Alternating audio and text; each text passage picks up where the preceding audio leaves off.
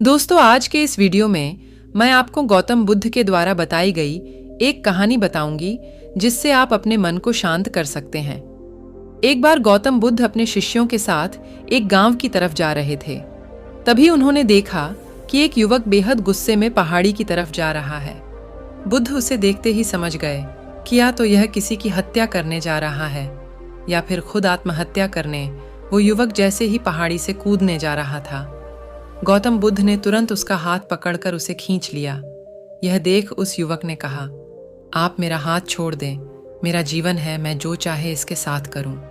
आप मुझे मत रोकना। गौतम बुद्ध ने कहा, ठीक है, तुम चाहो तो दोबारा से कूद जाना, लेकिन पहले 10 मिनट रुक जाओ।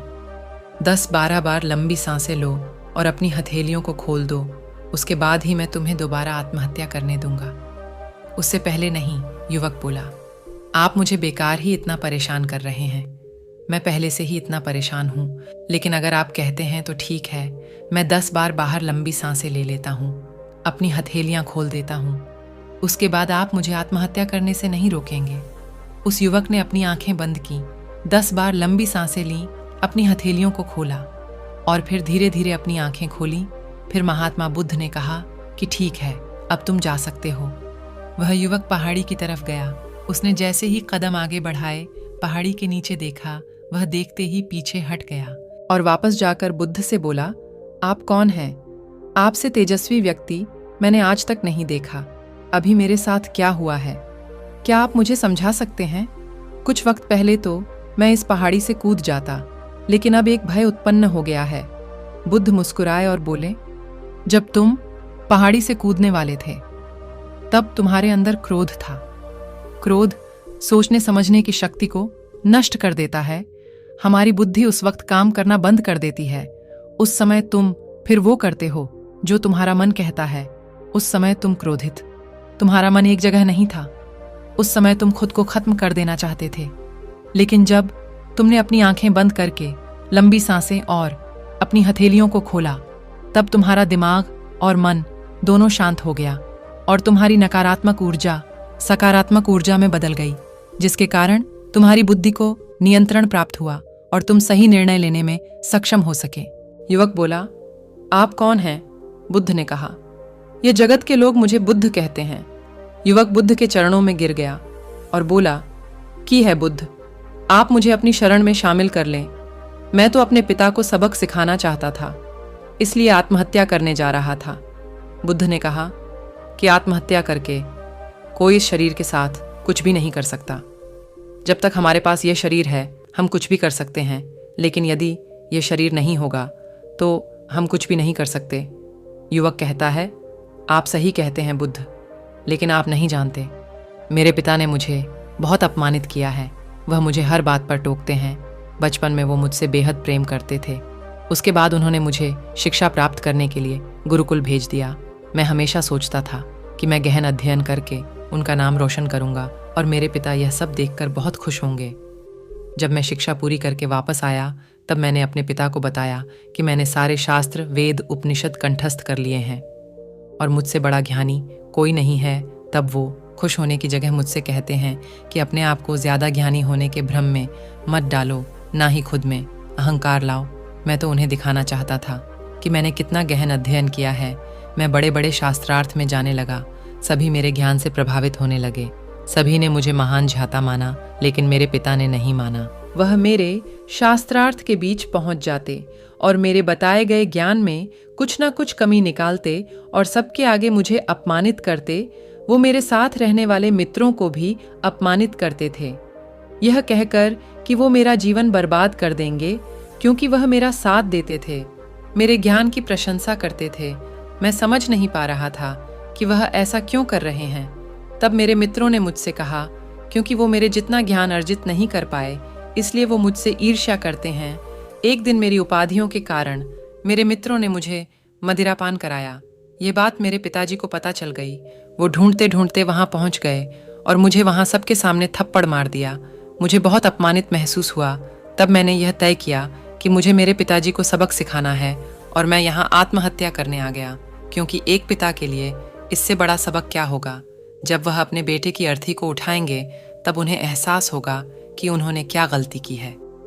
बुद्ध मुस्कुराए और बोले, मुझे एक बताओ, जो ज्ञान तुम्हें आत्महत्या करने के लिए प्रेरित करें तो वो ज्ञान किस काम का, वो कहाँ से अच्छा हुआ जो तुम्हें एक गलत काम को करने से नहीं रोक पा रहा। युवक ने कहा, आप सही कहते हैं बुद्ध, अब मैं खुद अज्ञानी सा महसूस कर रहा हूँ। आप मुझे अपनी शरण में ले, मैं आपसे ज्ञान प्राप्त करना चाहता हूँ। बुद्ध ने कहा, तुम मेरे साथ 4 दिनों तक रहना और उसके बाद अपने पिताजी के पास जाना। अपने पिता के घर तुम मध्य रात्रि के बाद जाना और बिना किसी हलचल के चुपचाप भीतर जाना, तब तुम्हें जीवन का सबसे पहला ज्ञान मिलेगा। वो युवक 4 दिनों तक बुद्ध के पास रहा और उसके अगले दिन पिता के पास चला गया। जब मध्य रात्रि वो अपने घर पहुंचा तो उसने देखा कि उसकी माताजी बिस्तर पर बहुत बीमार पड़ी है और युवक के पिता से कहती हैं कि तुम्हारी सख्ती के कारण आज मेरा बेटा मुझसे दूर है। अगर तुम इतने सख्त नहीं होते तो आज घर छोड़कर नहीं जाता। वो युवक अपनी पिता की तरफ देखता है।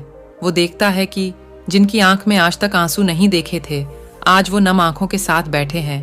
उसके पिता कहते हैं, मैं उसे दुख नहीं देना चाहता था, बस उसके अंदर अहंकार ना आए उसे दूर करता था।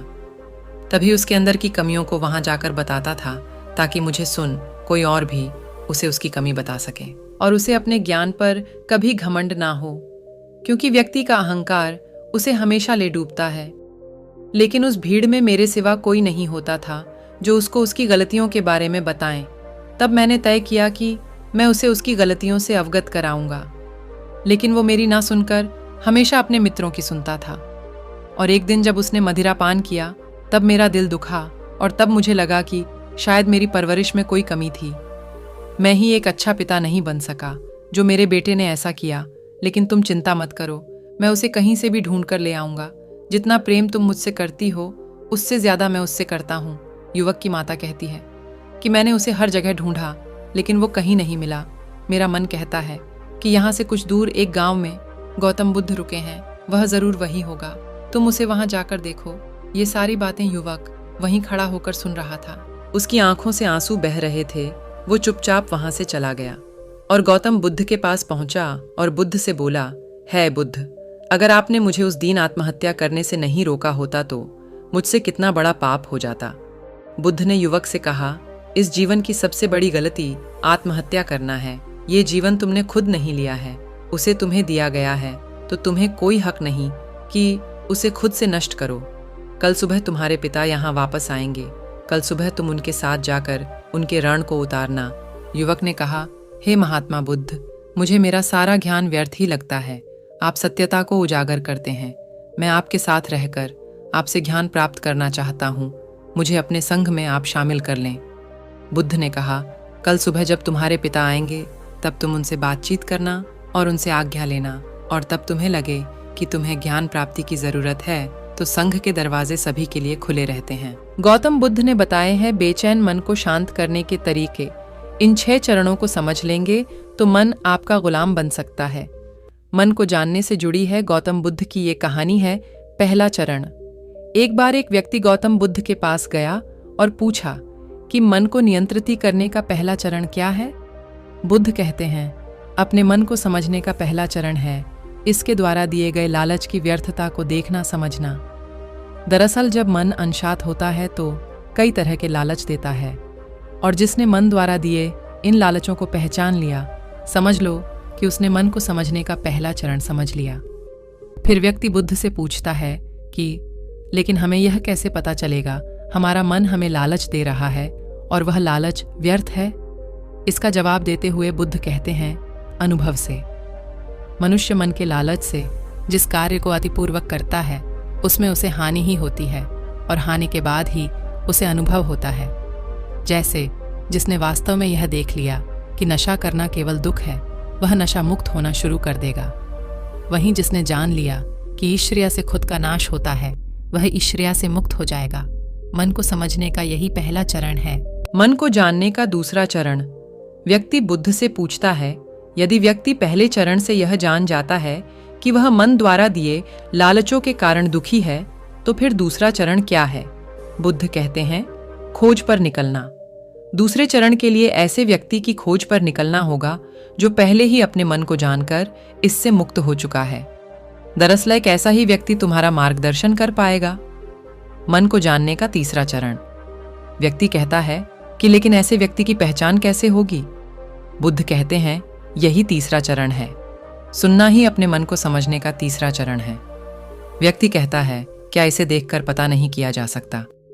बुद्ध कहते हैं देखने में कोई व्यक्ति बहुत शांत और अच्छा लग सकता है, लेकिन उसके मन के भीतर क्या है ये उसके शब्दों से ही पता चल सकता है। लेकिन किसी की बातों पर तब तक विश्वास नहीं करना चाहिए जब तक कि वह तुम्हारे विवेक की कसौटी पर खरा न उतरे। मन को जानने का चौथा चरण। गौतम बुद्ध कहते हैं कि कर्म ही मन को समझने का चौथा चरण है। खुद को जानने के लिए सही दिशा में कर्म करना जरूरी है, लेकिन कर्म करते हुए व्यक्ति हर बार दो गलतियां करता है। पहली गलती यह कि शुरुआत ही नहीं करना, और दूसरी गलती यह कि पूरा रास्ता तय न करना। इन दोनों ही गलतियों के पीछे हमारा मन होता है। व्यक्ति अपने कर्म को पूरा इसलिए नहीं कर पाता क्योंकि वह सोचता है कि मैं कल से शुरुआत करूंगा तो कोई यह सोचता है कि मैं असफल हो जाऊंगा। इन गलतियों का मुख्य कारण है जागरूकता की कमी। इसके बिना मन व्यक्ति को सही दिशा में चलने ही नहीं देता। मन को जानने का पांचवा चरण।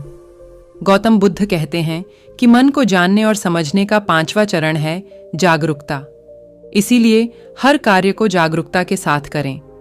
बिना जागरूकता के साथ किया गया कार्य या फिर जिया गया क्षण मृत्यु के समान है। व्यक्ति बुद्ध से पूछता है अपने जागरूकता के स्तर को कैसे बढ़ाया जा सकता है? बुद्ध ने जवाब दिया ध्यान से। मन को जानने का छठा और अंतिम चरण। ध्यान ही मन को जानने, समझने और नियंत्रित करने का अंतिम चरण है। यानी ध्यान ही वह नाव है जिस पर बैठ मन रूपी नदी को पार किया जा सकता है। जिस व्यक्ति ने इन शुरुआती 5 चरणों से मन को जान लिया, उसने अपन मन को जीत लिया, उस पर काबू पा लिया। दोस्तों, अगर आप इन बातों अपने अंदर समा लेंगे तो मैं यकीन से कह सकती हूँ आप अपने मन को बस में जरूर कर लेंगे। ध्यान रहे, केवल वीडियो को देख लेने मात्र से नहीं, बल्कि वीडियो में बताई गई चीजों को करने से आप कुछ कर सकते हैं। नमो बुद्धाय।